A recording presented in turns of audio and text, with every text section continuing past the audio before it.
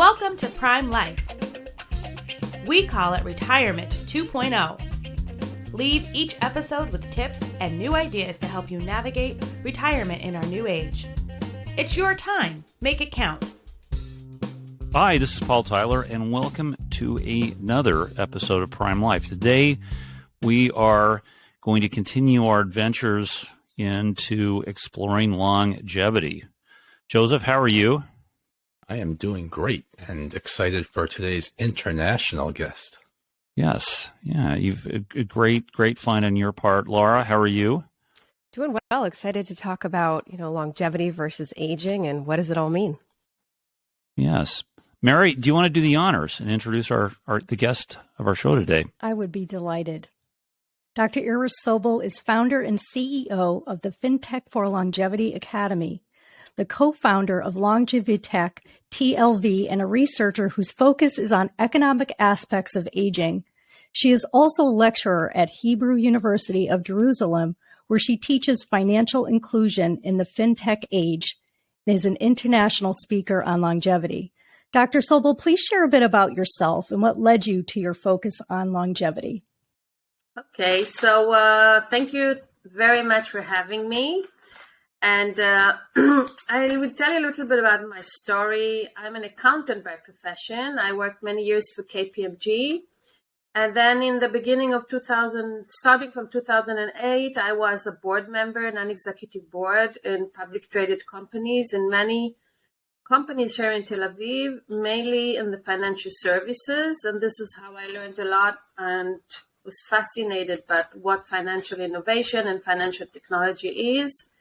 At the same time, in my academic career, I investigated the effect of life transitions on household wealth among people in the age of 50 and above in Israel, but also in comparative perspective.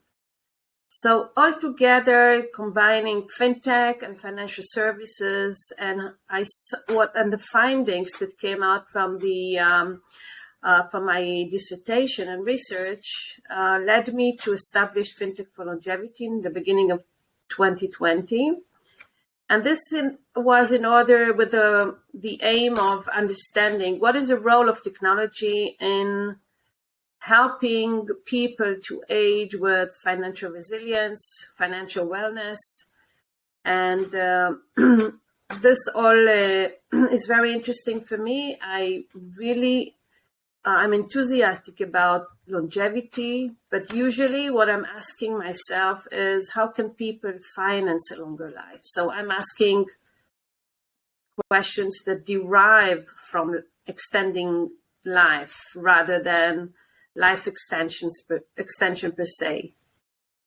Ira, one of our prior guests said longevity may be the biggest disruptor of our time. Forget about cell phones, forget about social media. It's a big deal to live longer. Tell us about your upcoming conference. Okay, you've called it Longevitch. What's Longevitch, and what do you hope to accomplish with your conference? So together with the fintech community of Israel, about 2.5 years ago, we established a working group on the intersection of longevity, finance, and technology. So we want to come up with best practices and explore new ways for insurance companies, banks, financial regulators, and see how can the world be well prepared for the aging trend. Longevitech is, in a sense, a continuation of this community, but also what I've been building in the Fintech for Longevity Academy. And we would like to put the focus on financial resilience and financial wellness, because these areas are often overlooked by people who are dealing with aging, that are focusing more on health, of course, which is maybe the most important thing, but also on the emotional aspects, cognitive, and other mental aspects as well. So we focus on that, and I think that it's a wake-up call for the financial sector to be well prepared to the trends of aging. So Longevitech TLV is trying to do three things. Number one, it's an interdisciplinary conference. So it's not only about finance per se, it's not only about insurance, it's not only about dealing with risks of aging, but also with the opportunities of a longer lifespan, late life employment, but also on the protection side, like anti-scam and fraud technologies that we want to explore. So it's multidisciplinary in the sense that it's bringing together both people who have home care solutions for aging in place, but also for anti-scam and fraud technologies, for example. At the same time, Longevitech is international because each country in the world has the same challenges, and it's the same trend, same challenges all over the world. The only difference is the pace of aging and the proportion of older adults currently in the total population. So we think that an intergenerational perspective can help one jurisdiction to learn from another. And the third thing that we want to achieve is to put innovation in the center. So we want to ask questions about closing the digital divide and what are the existing technologies to improve the well-being of older people, for example, by promoting higher accessibility of older people to their financial data. So we're looking forward to host here delegations from all over the world, from regulators, governments, entrepreneurs, VCs, investors, insurance companies, etc. Well, thank you. And as we all know, categories matter. When I go into a grocery store, if I find this flavored sugared water in the soda pop section versus the organic section, I feel very different. Longevitech, love the word. We've also heard some other labels, age tech. So if I went into the the grocery store of technology, is age tech, in the same aisle as Longevitech in your mind? Are they different, or is this an entire section? So this is a good question. I think that Longevitech is much broader than age tech. But let's start with what is the difference between aging and longevity. So this is just words that don't have really a definition, but based on our research, these are two different discourses. So aging, I think, is more associated with decline, with frailty, with economic dependence, with maybe changes in mental health, changing health, altogether with something that is declining. And at the same time, longevity as a discourse, right? It's more of a promise of what are the opportunities. It's the positive side of aging. However, I think longevity is broader because given these opportunities for late life employment and living longer and healthier lives, and maybe building even meaningful relationships in later ages, it doesn't ignore the risks associated with aging. So I think longevity is the good and the promise, however, taking into account and not ignoring the risks that are related or associated with aging. Now, when we move to Longevitech and age tech, so I think that age tech is more dealing with things that are helping older people. However, Longevitech is also helping younger people to prepare for later stages of the life course. So longevity maybe starts in the age of 45 or 50, which is usually the age where There's an onset of chronic illnesses. Sometimes people in these ages start to ask themselves how many years left, when are they going to retire. So longevity is much broader, both as a discourse, as a theme, and in the time frame. And Longevitech is more of, as we said, both age tech, I think, but also Longevitech takes into account something new. And this is tracking people's health over time by using artificial intelligence, big data. So we can also look at healthy people, younger people in the age of 40 and 45, and ask the following questions. What are their likelihood to be ill? What is the type of illness that they're going to experience in the future? What will be the cost of this illness? And how can we, number one, prevent or delay the onset of this illness? So I think Longevitech brings also many interesting things that are more advanced in terms of technology, AI, big data, etc. Question. So that was the definition of aging and longevity. About a year ago, I started exploring the space, and to use Paul's analogy, the grocery aisle was not very full. And that was interesting to me because that means there's lots of opportunity. I know that I met you a while back, and you've sort of mapped out the grocery aisle. So you could tell us a little bit more about how you've mapped out that grocery aisle and what you see in it. So the Fintech for Aging and Longevity market map is a result of something like 150 interviews that I conducted with financial services around the world, with investment companies, insurance companies, banks, asking them, do you know of any startups who want to help older people to monitor, to manage, to take care of their finances? And the notion was that people consume credit when they're young, or they work on their human capital, and then they go to work and they accumulate more and more wealth.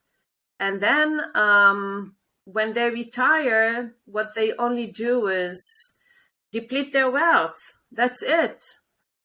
But it turns out that many people on the verge of retirement have a lot of debt. There are even many of those that haven't yet paid their student debts in the US, but there's a lot of debt. There are many, many aspects. So this notion or this perception that what is called the life cycle hypothesis is not relevant anymore. So all the people do make decisions, and they do need to access their data, and they do need to run a budget, etc., and plan for their future. Because if they're 70, they need to plan for their 90s. So then I did a lot of interviews until I came up with, it was like a snowball interviewing. There was not a list anywhere or anyone else who did a map like this before. So this is how we came up with this map, me and my team. One big question was, what is Fintech for Aging and Longevity? How are we going to frame it? And what are the categories that we're going to define? And it was quite arbitrary in the beginning, but then we found that there are, in general, 5 categories.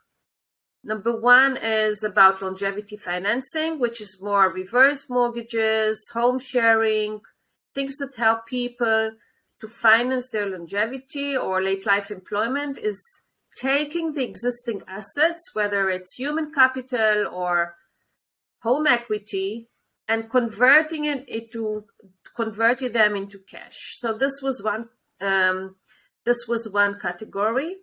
Another category was utilization of rights, like, for example, questions of when will I first ask for my Social Security, which is a big question in the US. You know better than me. So how can we help people take the right decision with artificial intelligence or with other statistical models? Utilization of rights is also about insurance rights, Social Security, pension rights, etc. Number 3 was retirement planning. So as I said before, longevity is much broader than aging. So it's also about preparing people for their last stage of the life course. And then we had end of life.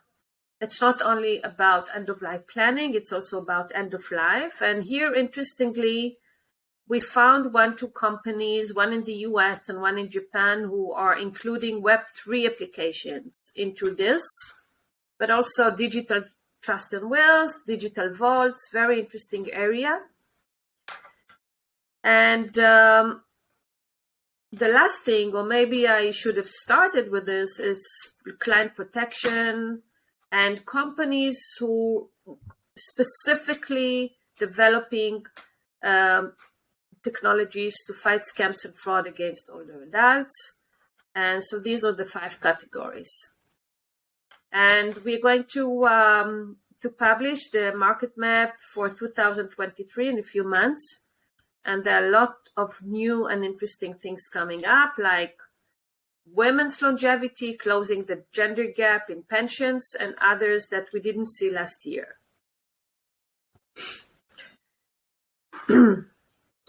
That's amazing. And to continue down the grocery store aisle, and I have several questions about the startups in particular, but I want to stay on this theme that we have going here. So going down the aisle, what are some of the cultural trends you've discovered in your studies? Do some cultures have larger sections in this proverbial grocery store that you've discovered through your research? So I think context is the most interesting thing in everything to do with aging.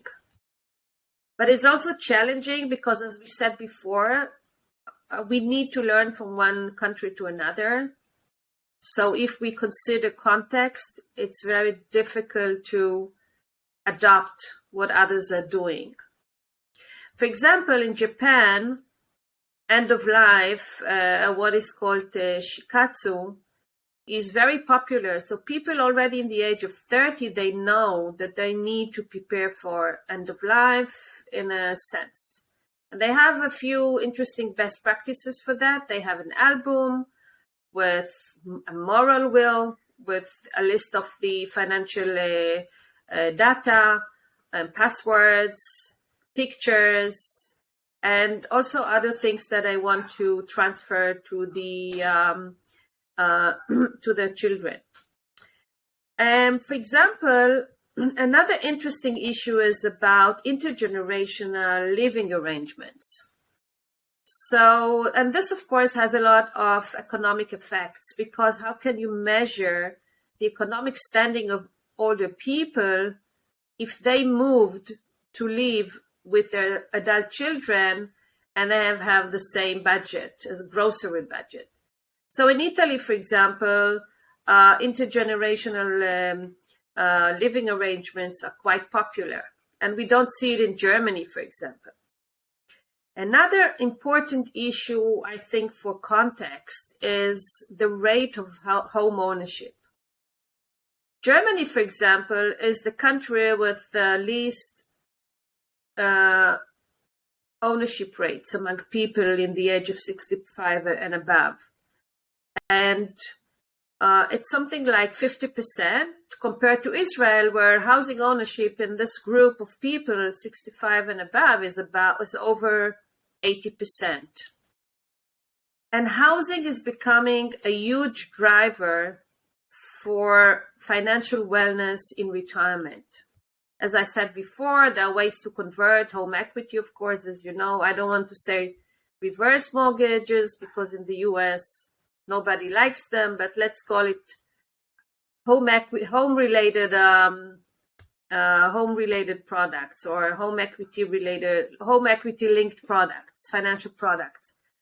So the context of housing, living arrangements, and end of life differ between countries, and I think it's really, really interesting. Another issue is about adoption of technologies. So in Kenya, there are early adopters, and so older people in Kenya are more likely to use technology than older people in other countries. So we can take good things from everywhere, and maybe we can put them all together and then build a new country with the best financial resilience for older people, taking the best practices from different countries.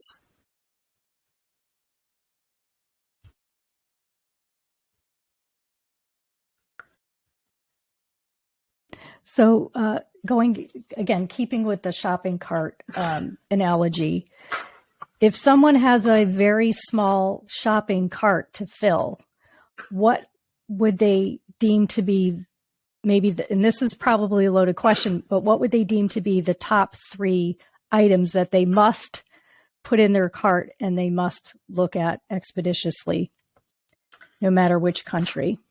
So the best answer is that it differs. It depends. And I tell you why. It's not just because it depends. Because the economic inequality among people in the age of 65 and above is much higher than in the whole population. And that's why there's a misconception that the third age or older people are all the same. And they are different because of so many health attributes, social attributes, financial attributes.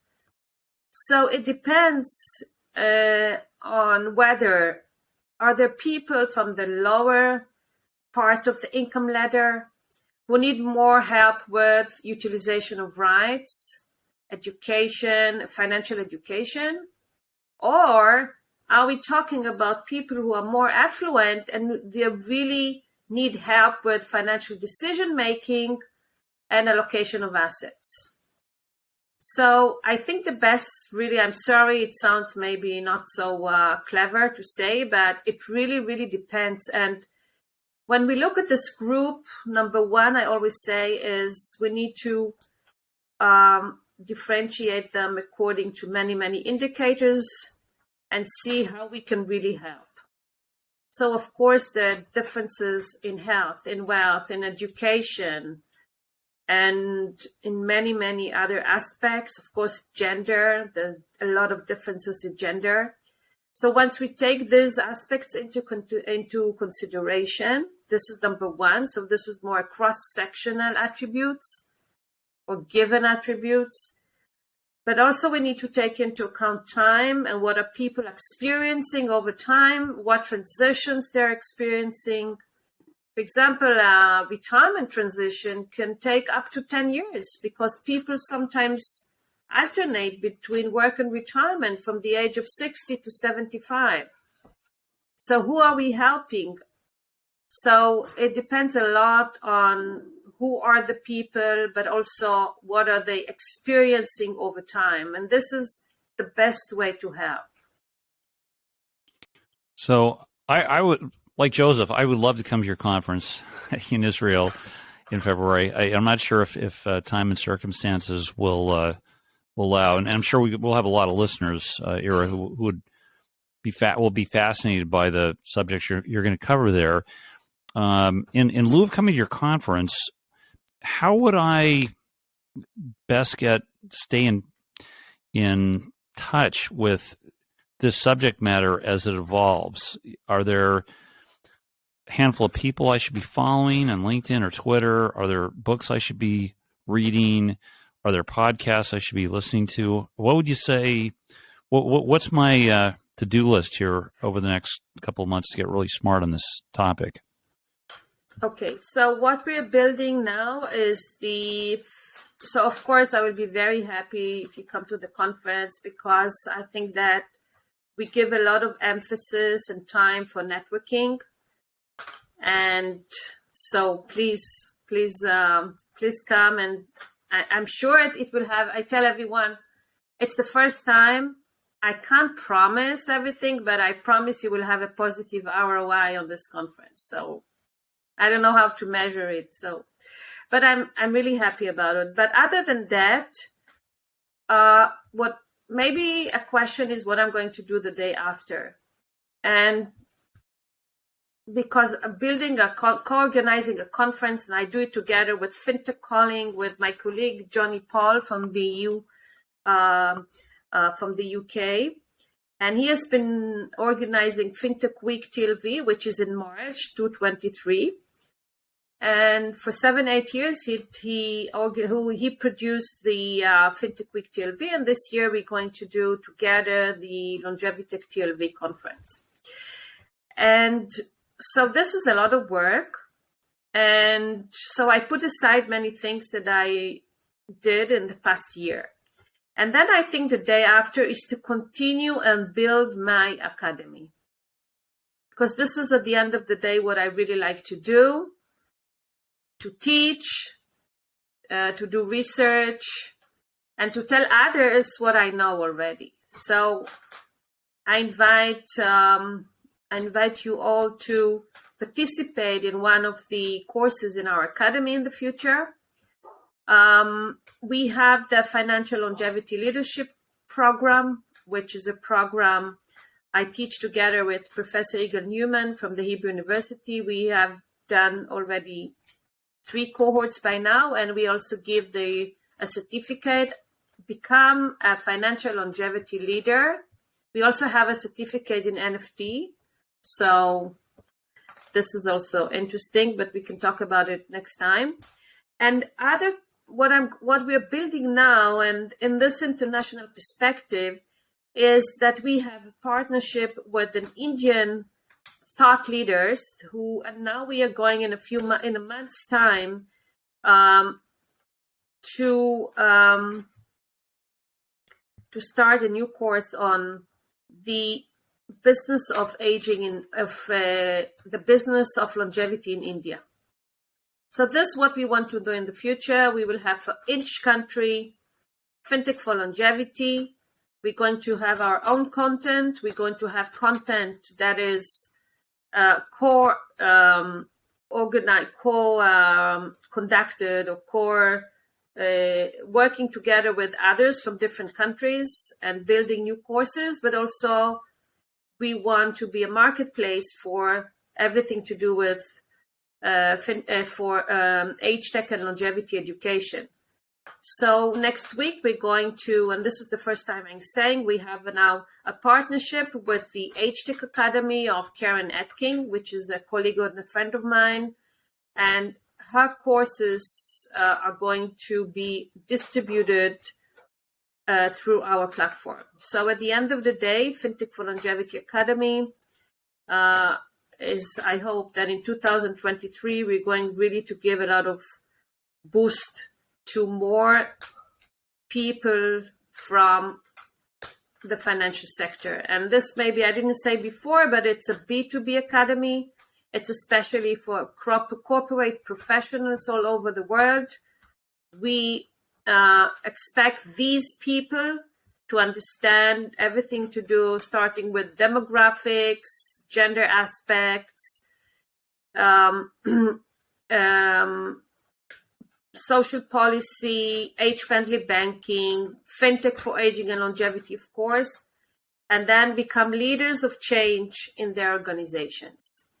So by now we had participants from big banks in the US, from the World Bank, from VCs, of course, a lot of fintech entrepreneurs, or sometimes other entrepreneurs who want to understand more about the aging population and how they can help with their resources and expertise. So this is the plan. So if you don't have time to come to the conference, we're going to build the academy and build an advisory board of people from these big financial institutions so they can help as a steering committee to build the best curriculum so that in 2030, the financial sector will be ready for the aging trend. Hey, Joseph, wow, great guest you found for us. What's maybe your last question or closing thoughts here. Well, so I'm going to open up a chain of longevity supermarkets so that we can all go shopping.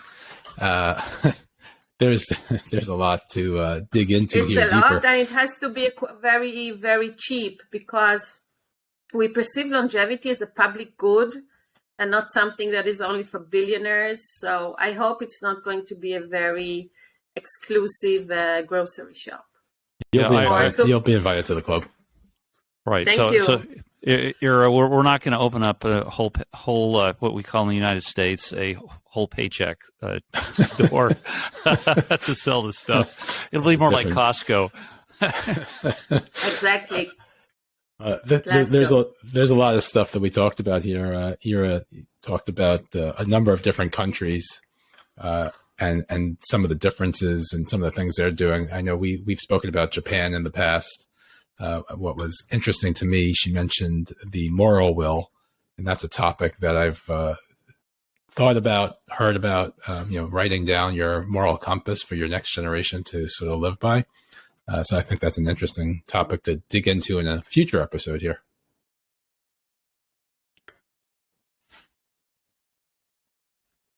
Yeah, do you want me to add anything about this, or shall we move on? I can speak about end of life. Death is a very interesting topic. I love talking about it, so just let me know, but I think maybe it's not the right time to talk about morbidity and death. But I think if I want, other than to achieve that people will just buy tickets and come to Tel Aviv and join our community, I think that we need to talk about maybe what's the next step in longevity and trends, asset management firms, how they can, asset management firms, what are the advantages for them from longevity? What does it change? How can it be changing their financial models or their business models? And I just want to share with you something that I started, and I also talked about it in my recent presentation in Dubai about a month ago, is the relationship between fintech and health tech. So I think there's a convergence not only between health and wealth, but also between health tech and fintech. So on one hand, we have open banking, and people are going to have more and more accessibility to a comprehensive dashboard, let's call it, of their financial futures or their financial assets. At the same time, we have other standards in the health area that also help people to have more ownership and access to their health data. So now the question is, Paul, for example, companies like where you work, is what can we do with this health data for financial decision making? And I, of course, anonymized, of course, given the challenges of privacy. So I think these areas are very, very interesting. How we can take more ownership on our financial data and health data and learn from one domain and make the right decisions from one domain to another. So this is something that we're going to start working on and delve more into. And I think it's very, very interesting, both for the world of saving, because we're moving now maybe from a world of credit to a world of savings because of the financial crisis that we have seen now starting. So maybe people are going to be more aware of their future and save more. So then we need to ask how we can help people to afford their health, but given their economic resources, and how can we, for example, calculate lifetime out-of-pocket expenses for people with chronic illness. This gives a lot of information, a lot of data, and a lot of ways to help people to plan their future. So I think I'm looking forward to see what we're going to be developed in the intersection of these two areas. Yeah, many rich topics we can dive in on, and I think this sounds like, Joseph, another show. Another show, maybe after your conference, Ira. Mary, questions, thoughts? I mean, it's a lot to think about. What I really liked that Ira pointed out was the disparity, the differences in people's economic positions, and how that can affect decision making, and how that can affect really everything that they do leading up to the end of their life. So I'm very interested about that, and I appreciate you kind of diving into that a little bit. Yeah, Laura. Yeah, for me, yeah, sure. It was interesting, the conversation about, aging versus longevity, how different cultures treat it, and what people prepare for. So I think it gives us a lot to think about. And Joseph, to your point, I think I'm going to start creating a moral will. I'd never heard of that before. And I have 2 young kids. And wouldn't it be interesting to read the generations before you, what they found to be important? So I think that's fascinating, and so much more to learn about this. So great conversation today. Yeah, listen, Ira, thanks so much. We'll put links to your conference in the show notes. Anything else you send us would be great. Joseph, Mary, Laura, thanks for joining us. Thanks to our listeners. If you liked our show, please subscribe and tell your friends. Love to have more people join us on our journey as we push more into how do we live better, and how do we live longer. So thanks. Tune in again next week for another episode of Prime Life.